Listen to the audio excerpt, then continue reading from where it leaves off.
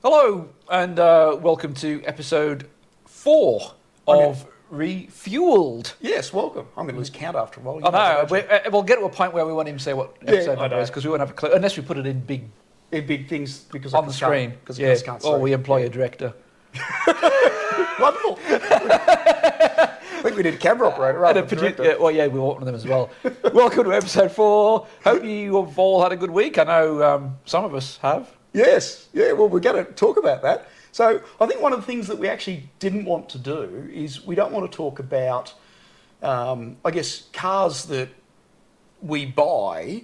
Not to say that we buy cars, we're just normal people like everybody else, but we sort of got sick and tired of listening to everybody else's podcasts, just rabbiting on about, I'm buying a new 911, and I've got paint to sample, and I've got $7,000 option leather on the dashboard, and, my Lamborghini's in the shop, and the Ferrari's not working this week, and all that. And we're simply just not like that. We're just like you guys, or hope we're like you guys, and just genuine car guys.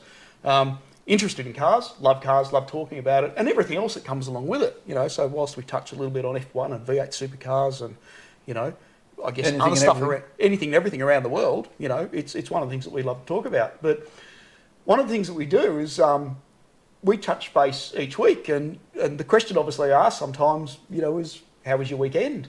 And I'm going to start the conversation this week by saying, how was your weekend, Mark? Well, on a non-car related scene, it wasn't bad, but on a car front, I've had better. Yeah. I mean, you're right. I would limit my leather dash to 5,000 as opposed to 7. But anyway, yeah. But I was on my way home from the golf course after a round of golf. Yep. And I didn't quite make it home. And didn't quite make it home? No. Well, I did, but not in my car. So on foot at the end of the day? Oh well, I was in a tow truck. In a tow truck. Right. So I don't know whether we've all been, there. I'm sure we have. Yeah, I'm sure Shug car guys have done various things to their cars and all that. But this was a fairly big one, wasn't it? Well, we hinted at it last week. Yeah, we did hint at it. Yeah. Cosmic. Yes, I had an internal combustion explosion. Yes. So I think if I remember correctly, the conversation went that there was an explosion so loud that it really stopped not only you in your tracks, but other people in the area in their tracks. It did. It was honestly the loudest explosion I've ever heard. Yep. Now, I'm not that that's saying much because I've not exactly been around many. Yep. But I was pulling away from a set of lights. Normally, drag racing. No drag racing. No drag racing. I think I was changing from memory. I was changing from second to third. It's manual. I was changing from second to third. I was under 3,000 revs anyway, about 2.7, 2.8, changing it to third. And just as I let go of did the clutch, there was the biggest bang literally you've ever heard. Mm-hmm. And I immediately ducked. Yep. And thought, what, just out of reaction. Yeah. And slammed the brakes on because initially I thought I'd hit something or I'd been hit by something or something like that. Everyone else around me stopped. And then this all kind of happened within a few seconds. And then I kind of sat up, looked, and I just saw a bit of a hole in the bonnet. Mm-hmm. And obviously the car wasn't running. Yeah. A hole in the bonnet's never a good sign. No. So I guess we'll tell people what it is. It's a Ford Focus RS. Yep. It's a Mk2. Yep. So one of the early ones. The proper RS. The proper RS. Yep. The last of the good RS. Well, not good RS. That's not fair. The last of the 3-door RSs, let's say. It's the green one. I've had it since new. I bought it in 2010. Yep. They brought out a limited number of the final run of RSs to Australia. There was only 300, I think, from memory, came out. It was kind of the last batch that Ford made. Yep.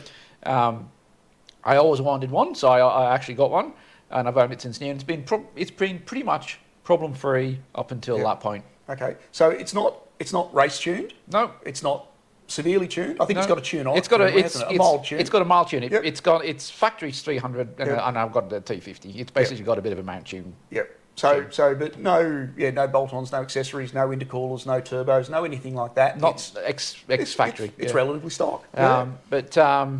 So it's actually at the shop at the moment getting repaired. The plenum blue, for those that want to know. So which is apparently a bit of a weakness on the factory. Yep. The factory Ford unit is a bit of a weakness. and it apparently blew, and it blew it straight through the bonnet into 1,000 pieces. Fortunately, and I was speaking to my mechanic who specialises in RS, is the best RS specialist in the country, and that's pretty much all he does. And people with RSs from all over the country send their cars to him, and he had a look, and fortunately nothing went inside the engine, which is only the second one he's ever heard of that's had a plenum blue and then not have bits of the plenum in the engine, because then all the valve guides and all that are bent out. It's just Just imagine, obviously, 3,000 odd RPM, it's sucking stuff in there, your plenum blows. It blew it all out. So anyway, so the actual engine's fine. Yeah. So basically, at the moment, it's in the shop getting a new bonnet. So you sort of got slapped by the golden cock. Then. I did. I got slapped by it was a green cock actually. But so bonnet, and then obviously an aftermarket steel plenum that's going to be painted green to match the to match. Well, it'll be good to see. And then at the end of it. And then it should be back on the road within a couple of weeks. Yeah. It's there at the moment. Because that could have been fairly much. But to say I pooed my pants would be an understatement. Yeah, I bet. Yeah. The noise was incredible. Yeah. And when it was on the tow truck, I did think that might have been cactus. Might have been new engine. Yeah. New engine or scrap car, one or the other. Yeah. Because, I mean, even getting something like a bonnet is going to be nigh impossible, isn't it? It is impossible, yes. Yeah. So it's getting, well, the body shop are confident that they can repair it, but we'll see. Yeah. So parts for the RS are getting harder and harder. The Mk2 RS are getting harder and harder to get. So it's a bit like a classic car then. It is, yes. Except the air conditioning works. I have heating and I have electric windows. And power steering, probably. And power steering. Yeah. Cigarette lighter. And I can drive more than 30 k's. And you drive. So it's nothing like a classic car. Well, there you go. So that was that. A weekend, not something that we'd want to happen again. And just touching on the RS, like I said about it, it's new. I only drive it to the golf course and back on a Saturday. Yep. That's the only time it comes out the shed, because my other car can't get my golf clubs in. Yeah. So too small. Yes, too small. So I take that to the golf course on a Saturday, and it does 40 kilometres a week. Yeah. 20 k's there and back. Yeah. And now and again I might take it. If I need to go out somewhere or whatever, and I might take it somewhere. But generally speaking, it comes out on Saturday. Okay. Well, you'll have to keep us updated on how it's going for anybody's interested. So I'm sure that might be the advertising line for this weekend's video. It might be. Exploding RS. Exploding RS. Yeah. What do we do about it? What happens? I think you've got off very luckily. I've got off very luckily. Yeah. It's just new plenum and a bit of a bonnet. Yeah, very lucky. End of the season for F1. Obviously, we're done and dusted. I think we started covering that last week. Yep. You get the odd bit of news. Yeah, the odd bit of news and the regrets for the season, and the exiting team principals now and exiting drivers saying what should be done. Yep. I think there's been a few comments back and forth about cars should be lighter, drivers should be better behaved. That racing goes back into it. And you always get that when one team leads. So there's always. A lot of that. Yeah, it's always. I think the biggest thing is obviously Benotti's exit from Formula One. That's probably the news of the week. Yep. Ferrari boss gone. Yeah, gone at his own decision, you think, or at Ferrari's pushing a little bit of both. I think he was encouraged. And you feel you feel for him. He's been at Ferrari for 28, 30 odd years. Like started with Ferrari, like he's come up and runs it. But you look back at the beginning of the season, and I mean, they were on fire. They were unbeatable. They were on fire. The first three races, and everybody were trying to judge where they were. Yeah. And I guess it just all fell over. So I don't know, was it too much coffee? Too much wine. Too much celebration, and we just thought, well, we're job done for the whole year, and we're done. As we know, they made some strategic decisions that were not in probably the best ones throughout the year in various races, with whether it would be pit stops or strategy or whatever, and obviously Red Bull came on strong. Yep. Ferrari didn't keep up the development pace, I guess, and they in the end they lost. But it's tough for Ferrari because, I mean, they are worshipped in Italy to the point where, it's Ferrari and Italy are just one, really. Well, I don't necessarily think it's just Italy. I think they've got a presence. Well, they are the presence in F1. They are, but certainly in Italy, the pressure on Ferrari to perform is immense. Probably taking all of sport, I would suggest taking all of sport and all teams in all various sports around the world. Ferrari, the pressure on Ferrari to perform in F1 is probably greater than any other team in any other sport that I can think of from the nation. What about soccer in Brazil? I would say even more.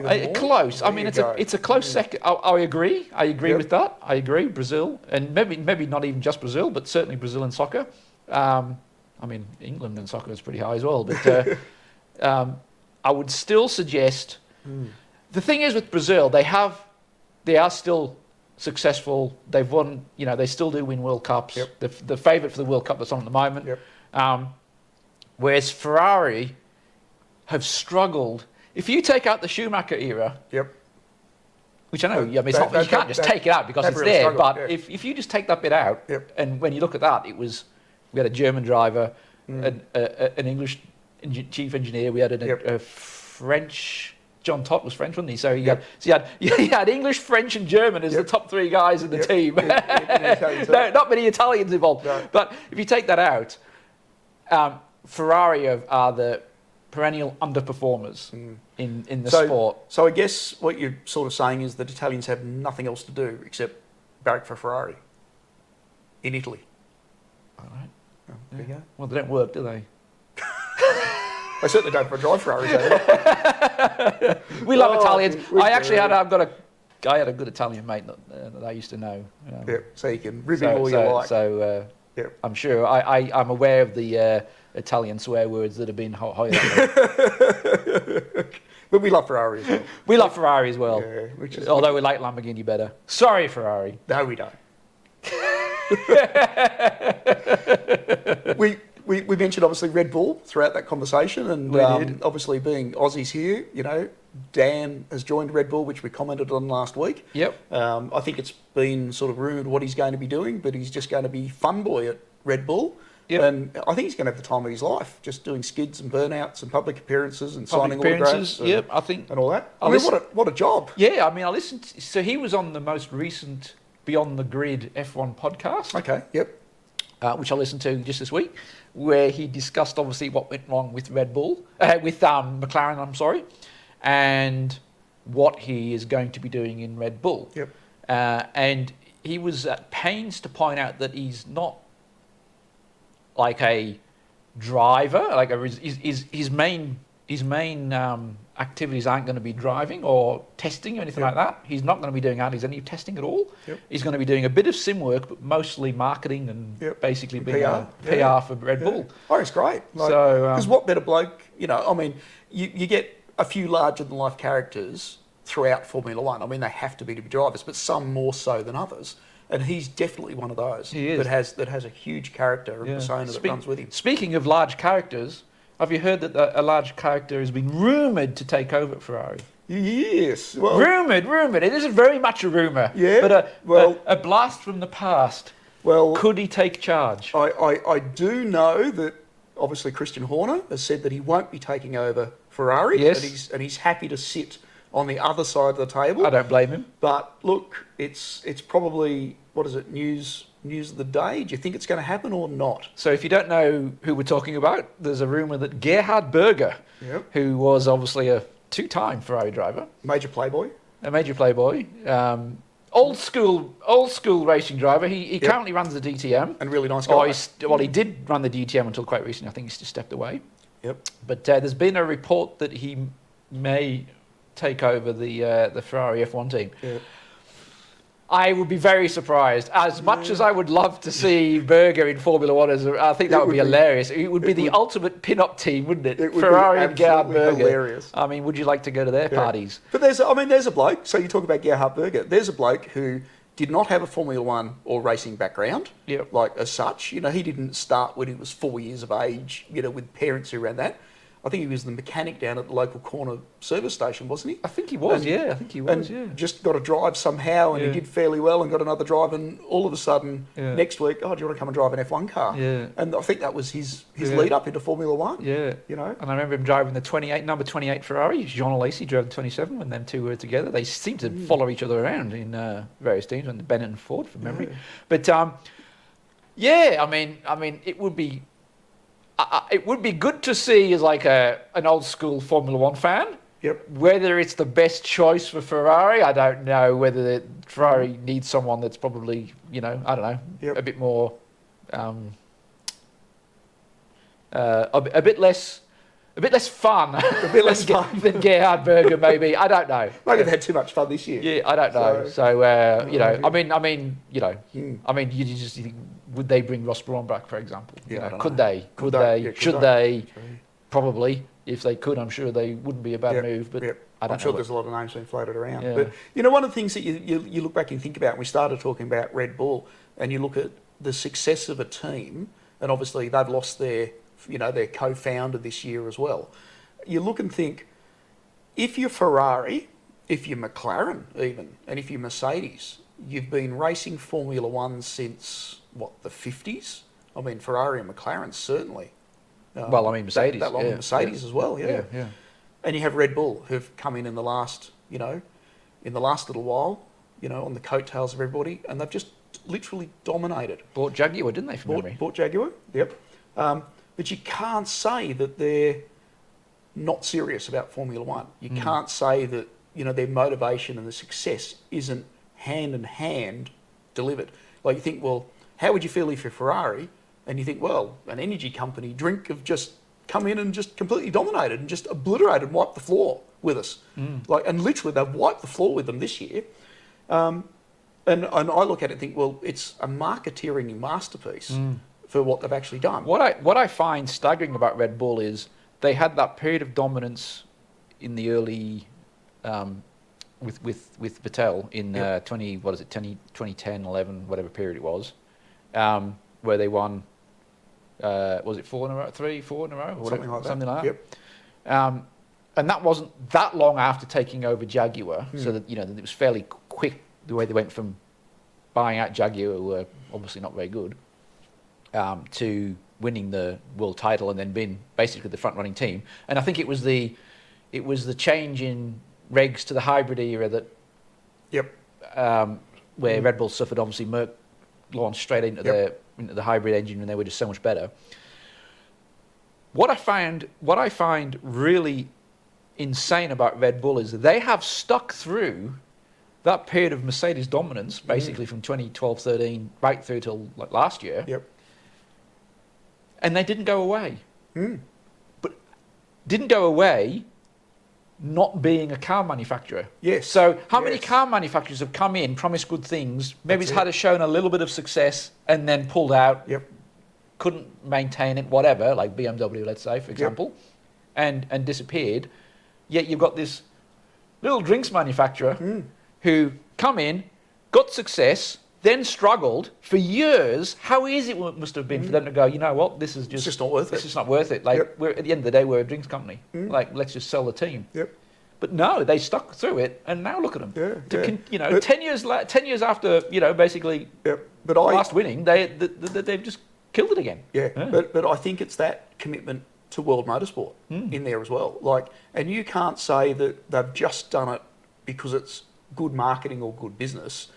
They're actually motorsport guys. Yeah, they've done it out of a passion, haven't they? And they've actually done this out of passion. I mean, they've gone and bought racetracks around the world. They've literally, and you can say what you like, but they're passionate motorsport guys. And I think that's shown through over the last couple of years, because I wouldn't have thought the last couple of years have been easy either, because they've had rules and regulation changes. Like, those cars over the last 2 years have been completely different. And then going forward, they're going to be different again. So it's passion that's gone there. What's going to be interesting is next year. So I don't know whether you heard DC, David Coulthard has voiced his opinion on next year.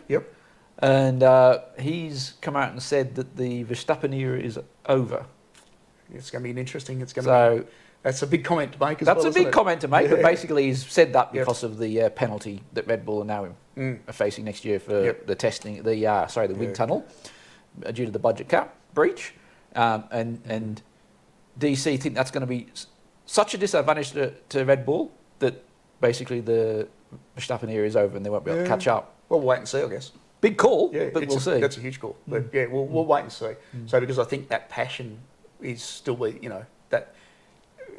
what you have to beat, these guys. Well, they've got the whole team's got it. They've got a fairly smart chief engineer in Adrian Newey. Adrian Newey, yes. He kind of knows what he's doing. He kind of knows what he's doing. He's been number one at McLaren.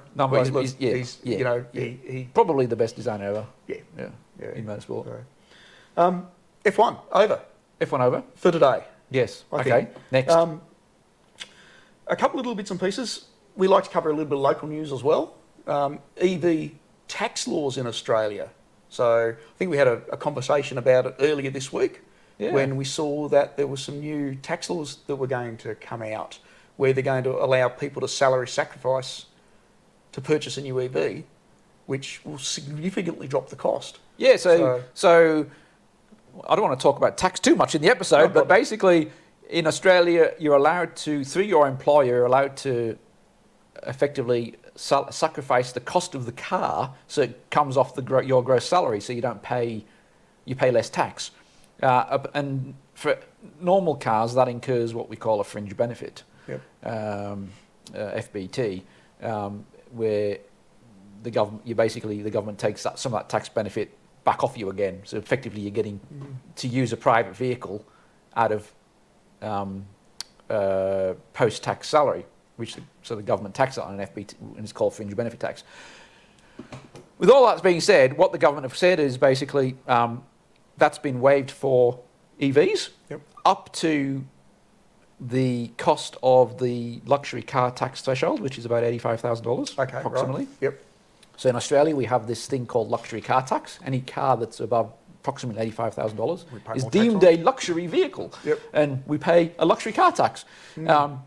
So anything up to that value is going to be fringe benefit tax exempt for EVs through salary sacrifice. So that's a big deal. That's a big deal because we're talking. I looked at some calculations that's been published, and you're talking up to a $30,000 saving over the life of a vehicle versus.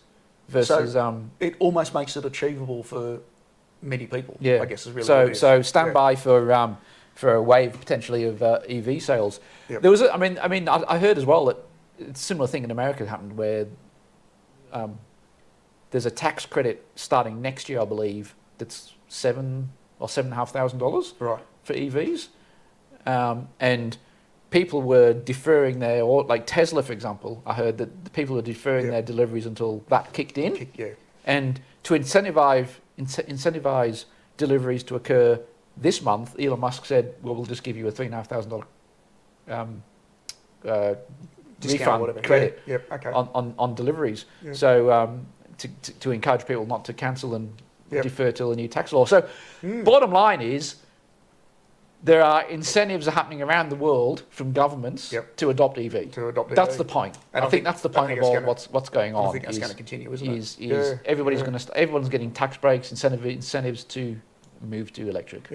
Well, I think Elon Musk has been in the news recently, hasn't he? I think he's put out some information about the new Cybertruck, about the semi-trailer, about the quad bike. we've got Tesla everything going on all over the place at the moment. Tesla everything. Maybe he should run Ferrari. There's an idea. Yeah. I mean, you just sack all your staff. Have one wheel changer. Oh no.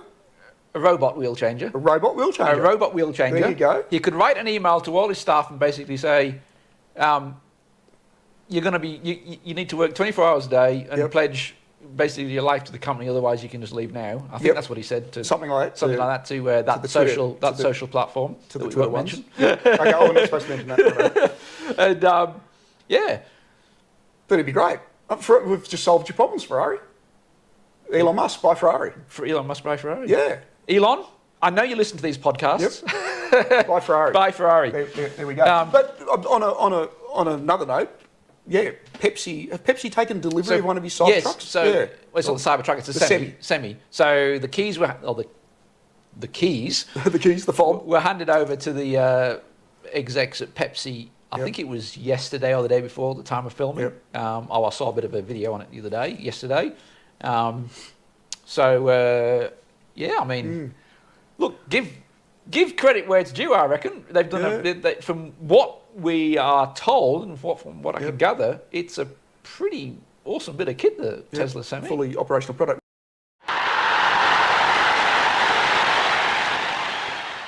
Yeah, so obviously CARB in California is really stepping up the EPA emissions and the Clean Air Act and everything that's obviously come along with it. And they've been doing that for a couple of years now. So everything's going to go electric. Like every truck in California, and I mean across the world at some stage, is going to go electric.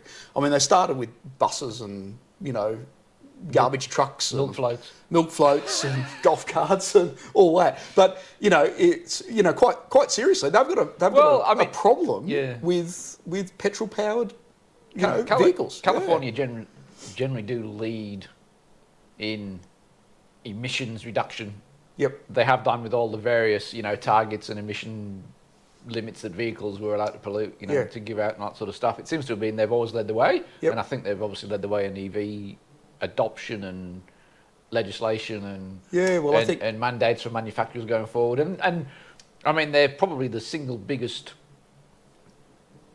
the single most powerful driving force in the world, to be honest, that one state, in how things have been driving forward. Yeah, I absolutely know that for a fact. I mean, they've stopped lawnmowers and weed blowers and all that sort of stuff. So all those handyman and lawn garden maintenance guys are now not using petrol powered products. They've all changed to electric. So electric trucks is coming, like it's mandated. It is coming over the next couple of years, and obviously the take-up's going to be more and more. Tesla aren't the only one, like Volvo have got a huge fleet of trucks coming, and there's other manufacturers with trucks coming. But, it was a while ago when they really stopped, diesel trucks driving in California. Like, that's been severely restricted now for a while. And I think the thing is, California, as you said, leads the world. Like, we'll follow that here. Like, we'll follow that in Australia eventually, and all over the rest of the world as well. So, we have some of the most polluting trucks in the world in Australia. That's right. If you knew that. Yeah. Well, the whole DPF saga that happened here really highlighted that, didn't it? Like, half our trucks are old and don't even use DPF anymore. No. So I think AdBlue. There was something crazy that we effectively penalise truckers for importing Euro 6. I think it was Euro 6 or Euro 5 compliant trucks. So it was more expensive, so they just continue to run their old fleet that's probably Euro nothing, I don't know. Yeah, okay. It's probably like, and sorry if I interrupted, but it's really interesting, and I don't know whether you've really followed what's happened with eBay recently. And once again, this is CARB. Like, once again, classic car guy, perhaps not so much classic car guy. eBay have stopped selling any non-CARB approved products through eBay. Now, this is just in California. Like, it hasn't really affected us here. So if I want to buy a non-CARB approved product, we can. But, if you're in California, they've really stopped that. So they've actually withdrawn from sale. And I think the reason they see it is that they become the sales vehicle. So in other words, if, you or I are listing a product for sale, eBay are the ones that are going to get fined. And imagine how many tens of thousands of products that are non-CARB approved that are getting sold through eBay. And it's like $5,000 a pop US for the fine. So, they're just saying, well, blanket ban on everything. And they just slip that under the radar. So now you still see a few which are probably slipping under the radar for sale, but for the most of it, eBay have stopped selling non-CARB approved products. Wow. So really, really interesting, that is. Yeah. And as far as I know, obviously just in California. Just in California. Yeah. So, and that's like things like throttle controllers. And people will say, throttle controller, it's not CARB approved. But, changing extractors on a vehicle, changing a fuel-injected vehicle back to carburetor. I mean, who in their right mind would do that? Some stupid Australian.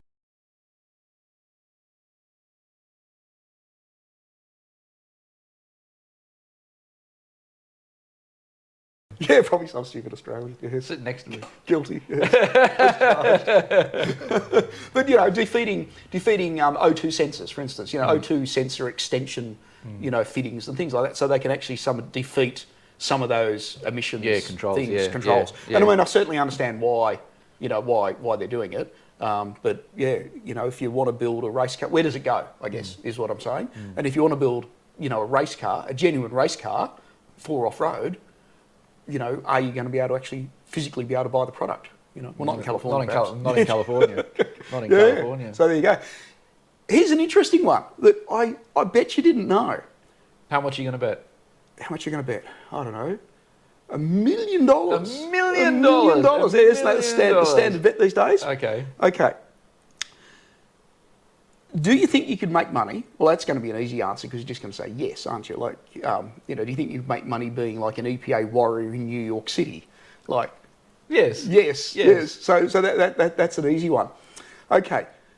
Do you think that the New York City would share some of the money raised in its fines with everyday people? Let me guess. Politicians distributing revenue that they have received through fining people. Let me take a guess. It's an interesting one, isn't it? Oh, I would say, let me say no. Let me say no. Okay. So if you're a resident of New York and looking for a job, and by no means am I suggesting that anybody in Australia actually do this, but move to New York, try and get a job in America, you can actually make money by policing whether trucks are running, or idling, I should say, for 3 minutes or longer while they're stationary. And if they are, that's a contravention to the Act. So you can actually video that as a citizen, send that in to the, we would call it a council here, but send that into, the state, the officials, and you'll get 25% of the fine as compensation. Wow.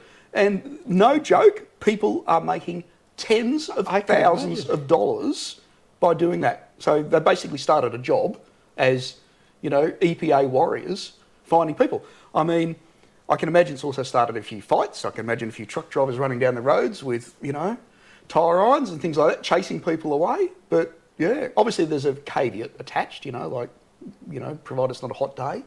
You don't have to run air conditioning or refrigeration and things like that. Some buses are obviously, with passenger buses, are exempt because they've got to run, air conditioning for their people. But generally speaking, delivery truck stops, idles, and of course they just leave it idling. Go and do your delivery. Takes more than 3 minutes. Somebody sits there, videos it, sends it in. Fine might be a couple of grand, so you make $500.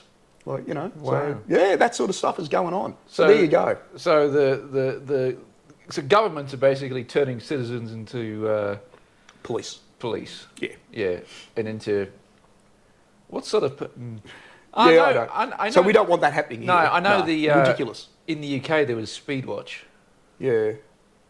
Well, they got like nanny cam and everything, haven't where they? they citizen, Joe Blogg's citizen can basically get a speed camera and go on Speedwatch. Oh, and really? Basically, just sit on the side of the road and catch speeders. Yeah, it's ridiculous. Isn't it? But, so I think when society gets to that level, you've got to have a serious look at it. Okay. Because it's gone to more than just, protecting society and protecting individuals. I mean, that's bordering on almost ludicrous. But I guess what do? They haven't got enough manpower to do anything. That's quite. It opens up. What it does, it opens up a minefield, though, doesn't it? Yeah. Because where does it stop? Where does it stop? Parking fines. Yep. Yeah, I'll walk down the street with my video camera, and this bloke's parked for more than 30 minutes, or this bloke's parked in a disabled zone, and I'll take a photograph of his car and send it in.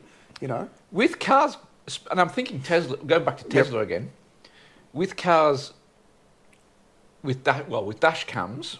And now with Tesla that basically has cameras everywhere and records everything, you wonder whether they can be recruited into just dobbing on bad driving. Yeah. Well, imagine most Tesla owners would just like to dob on everybody driving a petrol-powered car. But I mean, we know how bad driving standards are. Well, we know that in Australia. We Well, might save that for an episode actually and talk about that. in southeast Queensland, where we drive all the time. Anywhere in Australia. We know how bad it is. It's atrocious. Yep. And sometimes you just think, man, I wish I had that camera recording because that was just ridiculous. Oh yeah, yeah. And imagine, if you're I'll use Tesla because I know they've got them. They've got those cameras that run all the time and record everything.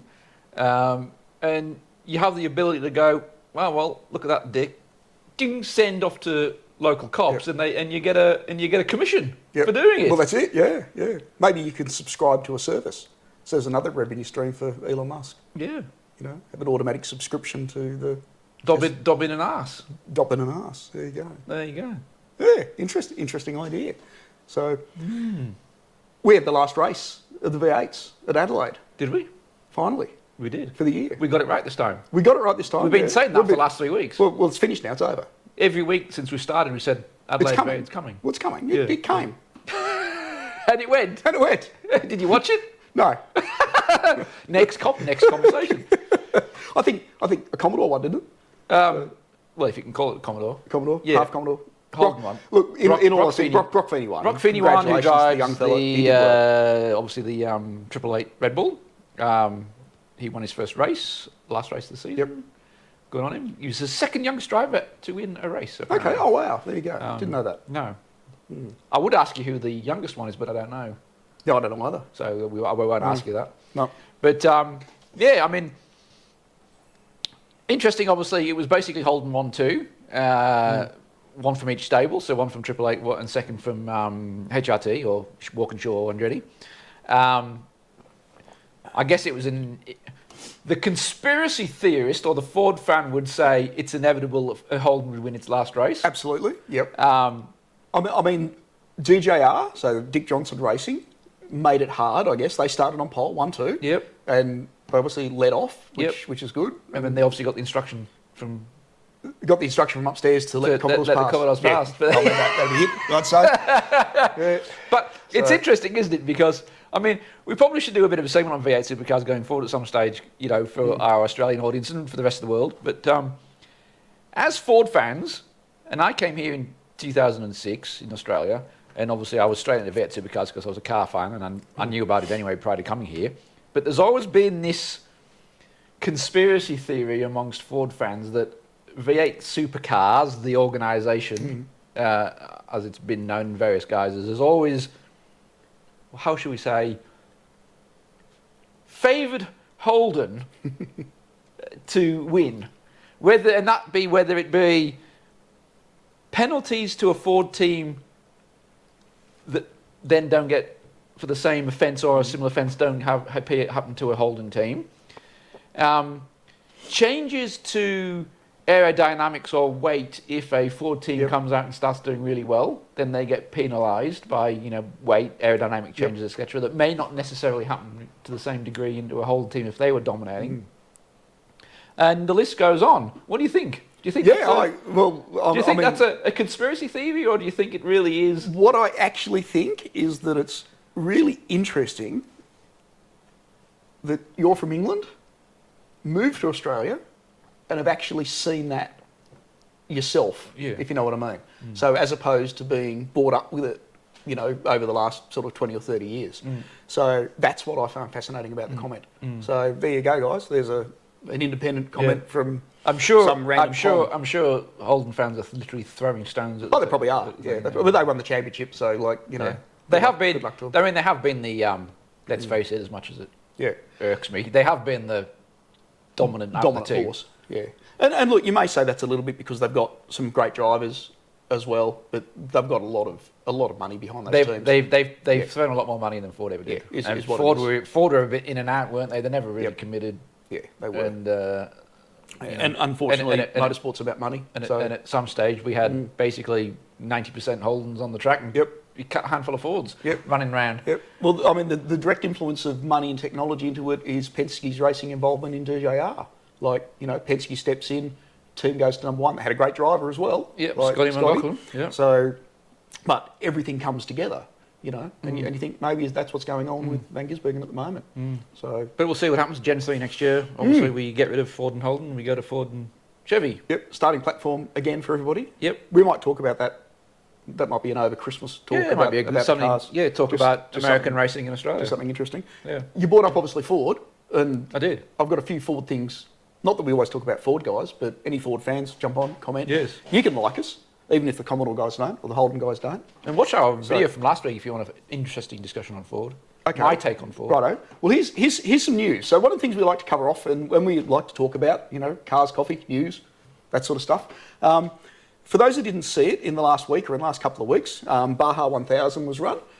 Ford took, not Ford, but like a Ranger Raptor. So obviously Australian built. We've had Ranger Raptors here for years. They're obviously going into the States. They've got the 6-cylinder now in them. They took a relatively stock Ranger Raptor over to the Baja 1000, won its class. So drove it to the event, thought, well, won the class, go for a drive, and we'll drive home again as well. So, What, from America to Australia? well, from America to America. Mexico to America. There you go. So that is impressive. Yeah, well, it would be impressive, wouldn't Wow. it? Yeah. So they basically reproduced the feat that they did with the original F-150 Raptor and took it out, won the Baja 1000 in its class, drove it home. Yeah. So I think that shows you how good those Raptors actually are. It shows you how well they've been built, like they are tough. I think it's a significant improvement on, obviously, last one. We constantly talk about, why the hell did they put a 2-litre bi-turbo diesel in a performance Raptor? And Well, it's it just was, ridiculous. that was. So at least now it's got something. I mean, it was a popular truck here in Australia. I can't speak for anywhere else in the world, but it was a popular truck in Australia. But I can never understand why they didn't have a engine for that car. Yeah. Specific for that truck, I should Absolutely. say. The same engine was available in any other Ranger. Yep. And it was just dropped in the Raptor Yep. version of it. So it had no increased performance at all. Basically, it obviously had the Fox Yep. suspension, shocks, etc. How good it would have been of the 3.5-litre twin-turbo V6 that went into the Ford GT. Yeah. Like, that would have been absolutely awesome. Or even the old supercharged V8 from the Yes. Coyote V8 from the old F Falcon So range. there's a potential Australian talking. Yes. Put a V8 in it.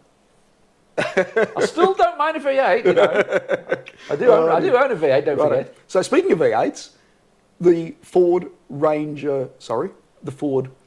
F-150 Raptor R is obviously out and about, and that's Yeah. quite a mouthful.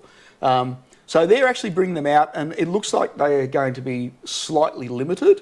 And I mean, Ford have confirmed, look, they're 700 horsepower. It's got the Predator engine in. It's supercharged. They're competing directly with that TRX. Yep. But they have confirmed now. They wouldn't confirm numbers, but they've said it's going to represent about 30% of sales. 30% of the Raptor sales. Right. So obviously, remembering Raptor has the normal Raptor as well. Yeah. And this being the Raptor R. So I mean, it's going to be quite a few. Yeah. A lot of dealer markups going on them at the moment, and there's a few starting. Getting I guess out if and you about. were in the market for the ultimate truck or the ultimate performance truck from Ford, you would kind of think, I don't know what the price difference is between the two, but you'd do everything you could to get the R version. You would, absolutely. Because if you bought just a standard Raptor, and if you, the old story, you pull up the traffic lights and someone pulls next to you in an R, and you'd go, you think, God, damn it, I bought the wrong one. that's it. Yeah, I know. That old story. Yeah. You would move heaven and earth if you wanted a Raptor to get the R. Yep. Absolutely. Because you can't think, why bother with just the normal Raptor then, Yeah, that's it. Yeah. Okay, last item of Ford news. I promise, guys. Last item of Ford news. Ford Heritage Vault. So for those that didn't know, and you Ford fans, Ford have released a full online system called the Ford Heritage Vault. It's a catalogue of like ads and memorabilia. Well, not so much memorabilia, like say, your flyer that they use for advertising when you bought the car. So dealership flyers and Brochures marketing, brochures and things like that. That's it. Brochure. So that went live, and not so long ago. So it went live, obviously crashed the system in the first day with the amount of volume. It's been fully curated as well. So they've got a full-time curator and a full-time team working to try and put this information together.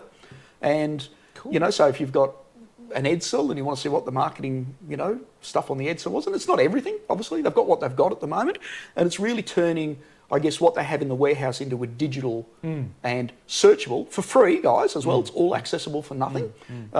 You can just go on and look it up, and you can pull some great stuff down. So I was having a look at like the original options list for one of the Boss 429 Mustangs. Like that's in there. So just for Cool. shits and giggles. Is this an American thing only? Well, funny you mention that, because you would think that Ford Australia would have a lot of merchandise or a lot of brochures and marketing information in a warehouse in Melbourne, in Broadmeadows, which they do. However. And there is a however, they can't give it to Ford America, can they? Because of stupid Australian laws. So, because I didn't know Australia has stupid laws. Stupid laws in Australia. Yeah. So basically, at the moment, they're prohibited from sending historic content out of the country to be uploaded on another country's server and platform. So, anyway, government fix your shit up. Yeah, because that's just retarded. Yes, unfortunately. typical bureaucracy. It's typical bureaucracy. Yeah, Yep. you know what I mean. Ford own it. Ford are paying for the story. Because of course, what do you do if you're Ford? You say, well, we've got a warehouse full of stuff that we're paying effectively rent on. Yep. It's costing us money. Yep. We'll just get rid of it. Yeah. Like, we don't have to keep it. No. We're no obligation. Yet we've got this Ford Heritage Vault that you can upload it to. Oh, no, sorry, you're not allowed to do that. Like, you can't send it out of the country. Retards. So... Yeah, it's a good idea, though. It's a great idea. Yeah, first time I've heard that. Yeah, and I don't know of any other car company that actually done No. a Heritage Vault like that. No. So, you know... No. would have been- Well, I guess they've got it's the right. I mean, it's one of the right manufacturers to do it, I guess, because they've got so much heritage. You know, speaking as a Ford fan. Yeah, oh, absolutely. And even not as a Ford fan. I mean, you think, well, you know, go back to the Model T. I mean, they started production line motoring. Yep. You know, and you look at, say, well, okay, you know, what cars actually revolutionised automotive history? Well, your Model T, probably the Model A, and then the Mustang, like, which started the whole pony car and then muscle car era after that. I mean, there's 3 points in history that you can clearly see where they've actually done anything. It's a shame they probably don't continue to, be out there like that now. No, yeah, exactly. Which is interesting. No. So that's my Ford news. I'm done. Done with the Ford news? Done with the Ford news. There you go. Did you see the recent Hoonigan video that's just come out? And literally, as we've been recording this, we've had the Subarus. the Subaru, yes, and around Florida. Was it Florida or was it? It looked Florida. It looked very Florida. Yeah. I didn't actually catch a note of the location, but a couple of things that I really thought were cool. Obviously, the jump.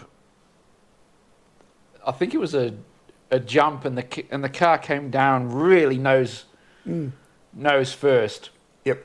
And you thought, oh, you wouldn't want to come down at much of an angle on that and get that wrong. No, I know. Because he was shifting. Yeah. And there was also a bit through a water splash where you could really see the water dragging that thing really.